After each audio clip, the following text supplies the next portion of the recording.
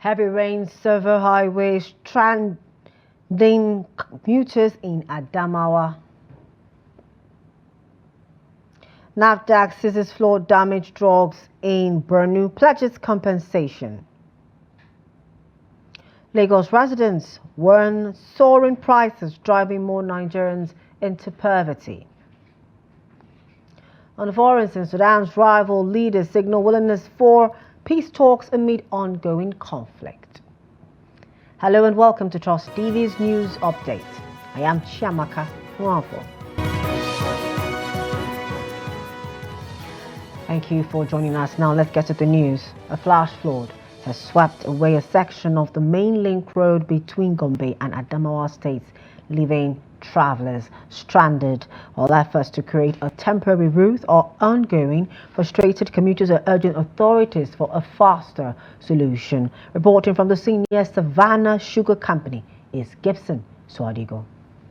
What we have here are stranded travelers from different parts of the country. Some are coming from as far as Jos, Kano, Abuja, and others who are coming from part of Adamawa State and Taraba State are all stranded at this particular location with nothing to do at a moment. On this particular spot, there's an ongoing construction of a big culvert. Already a diverted road has been created for the motorists to follow. Now, with the heavy downpour coming from the mountains, now the waters came down and washed away the ongoing work and left the travelers stranded along Numan Gombe Road. At this spot, the travelers who stayed for more than hours, some are here without food, there are children, and other travelers who are going to different locations are all stranded, not knowing their fate at this particular moment. Even make a complaint because this company that's repairing this road, they are waiting a lot of time. Seriously, this actual time our federal government will have to take note and be serious to maintain this road. Otherwise, masses will be suffering. Heading back to Abuja, I came here to camp. It's so frustrating right now because the distance is much and we stand here just wasting of time. From Jalingo going to Kano, it's so devastating that even hunger by now we are like not really finding it easy. Actually, we don't know what to do except if people come to rescue us from this situation we are in. Indeed, with this happening, there's need for the government to come and do what they are supposed to do. This thing we have been trusting God for them to do for long. We've been going through this way. But thank God for this happening today. And we are hoping that the government will take this situation and do something to rescue the life of many. Hopefully that situation is resolved fast. The federal government, through the Nigerian Hydrological Services Agency, on Thursday said water from the Lagdo Dam in neighboring Francophone country Cameroon has been released into River Niger and River Benue in Nigeria's north-central. The agency warned Nigerians residents in floodplains to relocate immediately to safe places in anticipation of attendant floods that annually come with the release of water from the Lagdo Dam. The NIHSA Director General Umar Mohammed issued the warning on Thursday. Mohammed said his agency met with the authorities in Cameroon and agreed that water from the Lagdo Dam be released intermittently from the river Benue and River Niger in Nigeria to be able to contain the volume of water to avoid flooding in 11 states at risk. On Tuesday, the federal government alerted Nigerians of the plan by the Cameroonian authorities to release water from the Lagdo Dam. NIHSA listed flood-prone states to include Adamawa, Taraba, Benue, Nasarawa, Kogi, Edo, Delta, Anambra, Bayelsa, Cross Rivers, and Rivers. The NIHSA board said for now there is calm and normalcy as the water is being regularized from the Lagdo Dam, though the currents are rising. The Kano state government has announced plans to build houses for persons displaced by flood disasters in the state. Media aide to Governor Erba Yusuf Sunusi Bature, who disclosed this in a statement on Thursday, said the governor announced this during the weekly State Executive Council meeting held on Wednesday. The statement quoted the governor as saying that the gesture would mitigate the effects of the flooding in this state. He said the provision of the houses would significantly assist the flood victims to secure suitable shelter for their families. According to him, the state government is working in collaboration with the State Ministry of Humanitarian Affairs and Poverty Alleviation to provide food and non-items to the flood victims. The governor said the government would also distribute chairs and desks to 220,000 students of basic and post-basic schools under the first phase of the program. A joint team from the National Agency for Food and Drug Administration and Control and the Borno State Ministry of Health has raided warehouses in the Gamburu area of Maiduguri, seizing drugs worth millions of naira that were improperly stored and compromised by recent flooding. The operation aimed to prevent the sale and distribution of unsafe drugs, which could pose significant health risk. NAFDAC Northeast Director Kenneth Azikwe stated that the agency was acting on orders from NAFDAC's Director General Mojisola Adeyeye to evacuate and destroy the damaged drugs. He warned the public to avoid purchasing drugs affected by the flood and urged residents to report any instances of people sun-drying or selling such compromised drugs. While calling on the public to remain on alert and report anyone sun-drying or selling drugs affected by the flood, the DG said NAFDAC remained committed to ensuring safe and good quality drugs nationwide. Borno's Health Commissioner Baba Malam Ghana emphasized the need for proper storage of medicines and promised that the state government would work with relevant agencies to improve the situation at Gamburu Market. Who? Dry one. Okay, dry ones.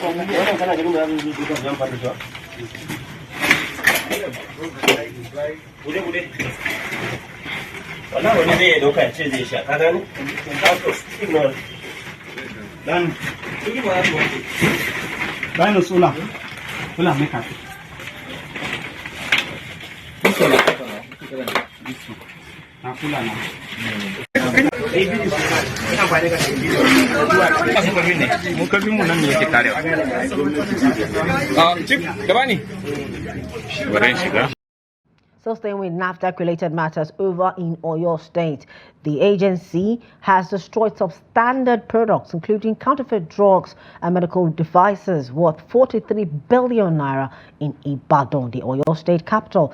The exercise was carried out on Thursday at the Monia dump site in the Akinyele local government area of the state, with representatives from security agencies and the Oyo State government in attendance. The Director General of NAFDAC, Mojisola Adeyeye, represented by the Director of Investigation and Enforcement, Shabat Mohammed, said the products were voluntarily surrendered to the agency by compliant companies, non-governmental organizations, and trade unions. The seized items, she said, included aphrodisiacs, sex enhancement drugs, over-the-counter medications, and prescription-only drugs. The NAFDAC boss, however, stressed the importance of public involvement in combating counterfeit drugs and unwholesome food products, and urged citizens to report unlawful practices to the nearest NAFDAC office for immediate investigation. Now, the Nigerian Customs Service, Area 1, Port Harcourt, has handed over illicit drug seized at the Port Harcourt International Airport to the National Drug Law Enforcement Agency, NDLEA, in Port Harcourt, the Rivers State capital. Addressing journalists and other stakeholders during the handover, the Comptroller of the Command, Mustafa Hashim, said the breakthrough was made possible through collaborative efforts of the Nigerian Customs and other security agencies using effective intelligence. Here's the report. The consignment, believed to have originated from India, was imported into the country illegally through international airlines from Frankfurt to the Port Harcourt. Hashim warned drug traffickers to turn a new leaf as his men are adequately equipped to track them down. The seized cargoes were smuggled into the country in 2 batches. 6 packages in the first instance and 3 packages thereafter. The controlled substance were closely monitored on arrival by our eagle-eyed intelligence unit that waited patiently for the consignee or the custom agents to come forward for capturing and assessment of his consignment. Receiving the seized drugs, the NDLEA commander, Port Harcourt International Airport Command, Nigerian Nathaniel, corroborated the position of the customs comptroller on synergy among security agencies and assured of prosecuting whosoever is involved in the importation of the seized items. We are receiving this drug, but I'm still expecting to have the suspect, because there's somebody that brought in this thing. And I'm assuring you we are going to prosecute whoever and the syndicate. Because in our operation, we don't crash, we dismantle the syndicate.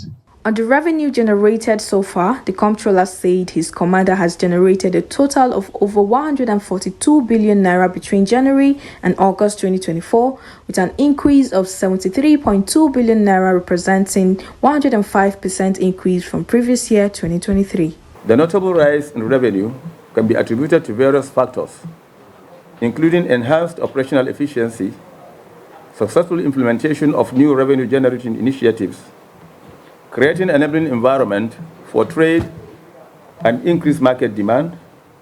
It is also a testament to our team's dedication and the successful execution of our strategic goals.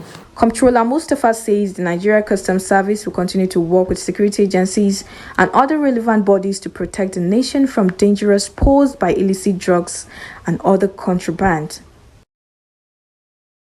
Let's go to political matters. The Independent National Electoral Commission (INEC) on Thursday morning began the distribution of sensitive materials for Saturday's governorship election to the 18 local government areas of Edo State. The distribution took place at the premises of the Central Bank of Nigeria on Akpavaba Junction, located at the Ring Road in Benin.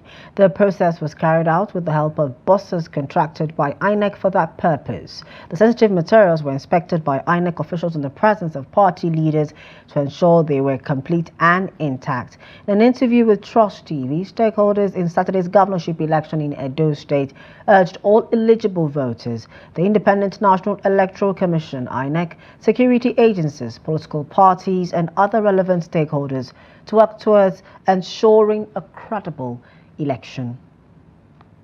As far as we are concerned, like I said, the security agencies are basic prescription, and that is to say that they must ensure that the election is fair and ensure that it's free and fair, and that is the expectation we all have.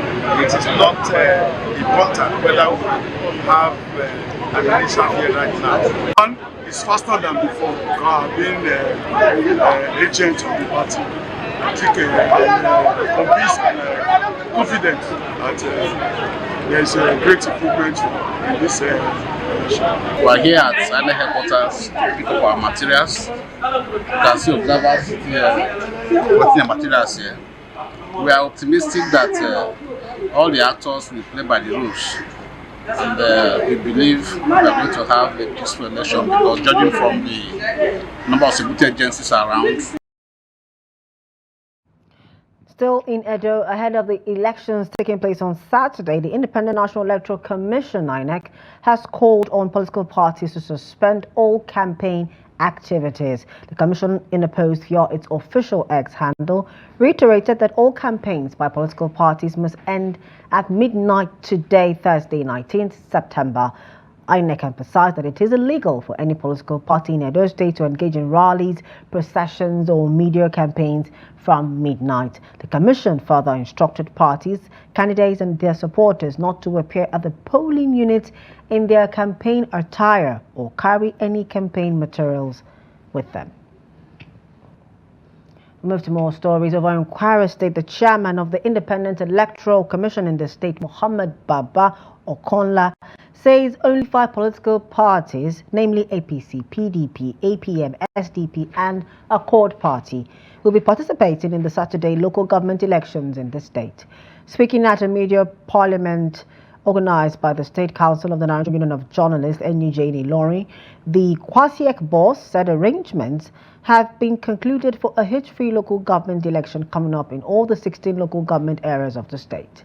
Baba Okonla also said the commission is fully prepared for the council poll, adding that the commission has worked diligently to ensure that every aspect of the electoral process is well planned and organized. He said the commission has been collaborating with the Independent National Electoral Commission (INEC) to ensure the success of the council poll.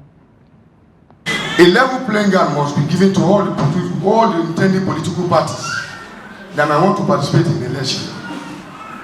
But for the easy conduct of the said election, all the parties that will have shown interest to contest the election, by law, are supposed to provide party agents that will man where votes are casted.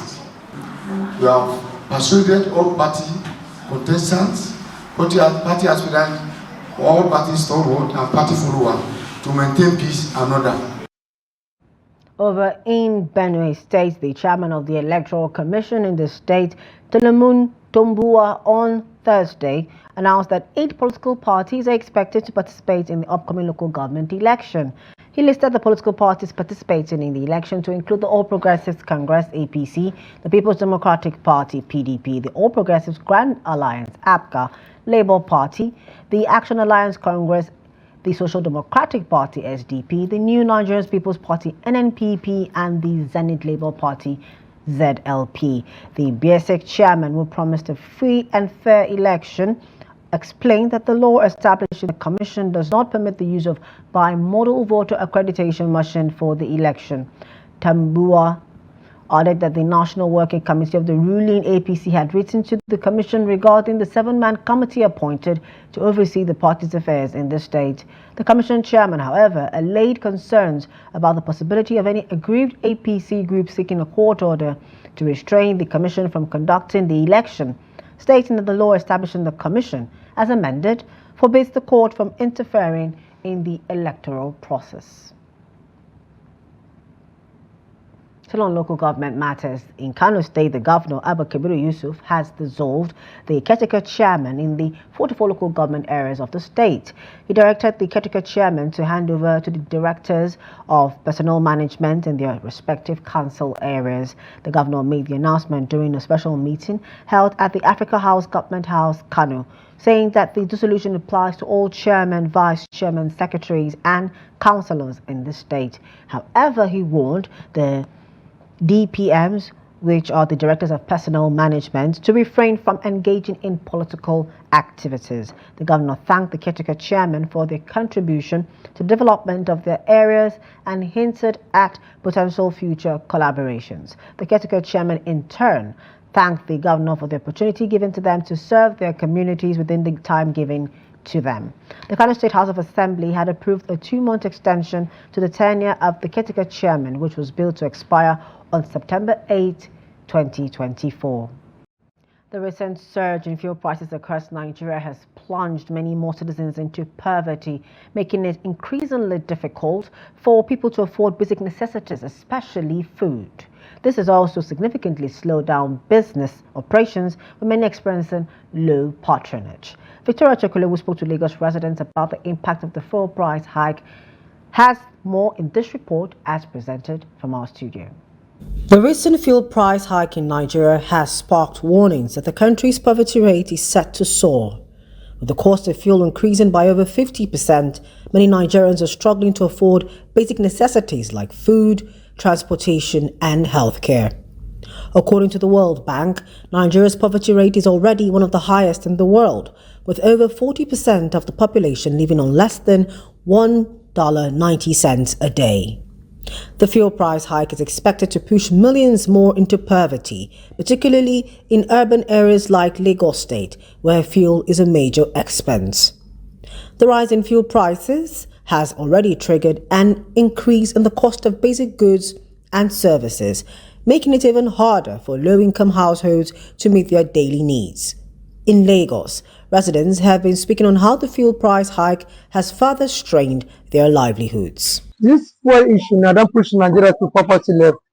For now, what with the market where they purchased last year and the market this year is not the same thing again. One of the consultants, customer now is not coming as before again because of this increment of the fuel. The increment of fuel is making people not to standing on the road now to robbing people because of the hardship in Nigeria. Everybody know in Nigeria that immediately they put 1 naira on top of petrol. It affects every commodity that they are selling in the market. So now they said if Dangote starts business, running his own refinery, everything will normalize. The price of fuel will come down. But instead of government to allow Dangote to sell to marketers, now the NNPC still say they will be buying from Dangote. The situation is also affecting small businesses, which are struggling to stay afloat due to the high cost of fuel. Low-income earners told Trust TV the challenges they are facing while trying to make a living for themselves and their families. This fuel increment is pushing Nigerian people into poverty, really poverty, because as a food seller, before I used to buy garri in bag at the rate of 10,000 to 12,000, but now you cannot buy garri again in bag because of how things are going on in Nigeria now. Garri in bag now is from 50,000, 50-something thousand. So this fuel issue are pushing Nigerian people into a big poverty. Increase in fuel has really put Nigeria into poverty because, let's take for instance, I buy beans before like 40k per bag, but now I'm buying it for 125. So even the increase is too much. Like the way customer, maybe by now I would have been through with selling of my market, I would have been like closing for the day. But now no more customers. People just come, they buy in small quantity. They don't want to buy big quantity because some will say I have family at home, I have this, I have other work to do. So they will have to cut down their stomach. Lagos residents are calling on the Nigerian government to take immediate action to address the situation and mitigate the impact of the fuel price hike, especially on low-income households in the state and in the country. Let's get to business, where the National Pension Commission says pension fund assets under the contributory pension scheme have risen to 20.79 trillion naira as of July 2024. The acting Director General of the Commission, Omolola Oloworunran, disclosed this on Wednesday at the quarterly consultative forum for states and the Federal Capital Territory Pension Bureaus and Boards and Commissions in Lagos. Omolola also revealed the state had collectively remitted over 236.7 billion naira between January 2020 and the second quarter of 2024. According to Omolola, based on the record as of Wednesday, 25 states, including the FCT, have enacted pension laws on the contributory pension scheme, while 6 were at the bill stage.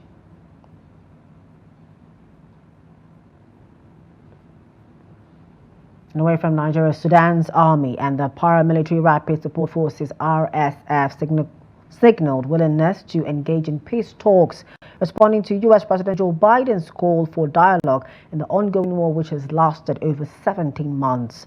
Army Chief Abdel Fattah al-Burhan expressed readiness for constructive efforts to end the conflict, while RSF leader Mohammed Hamdan Dagalo reaffirmed his commitment to ceasefire negotiations, stating that the path to peace lies in dialogue, not violence. Despite the statements, both leaders continue to blame each other for the violence which began in April 2023 due to tensions between the army and RSF, once allies, after a coup. Neither has outlined specific steps toward peace.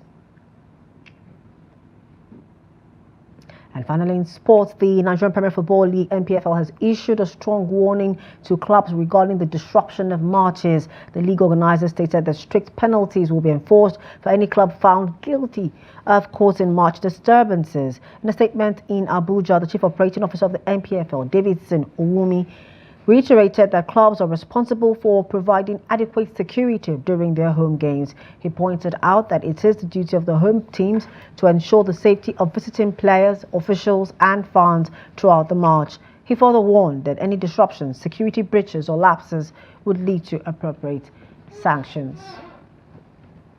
And that's it for news updates at this time. For more of our news programs and documentaries, do follow us on our social media platforms and on our YouTube live stream. I am Chiamaka Nwafo. Thank you for joining us.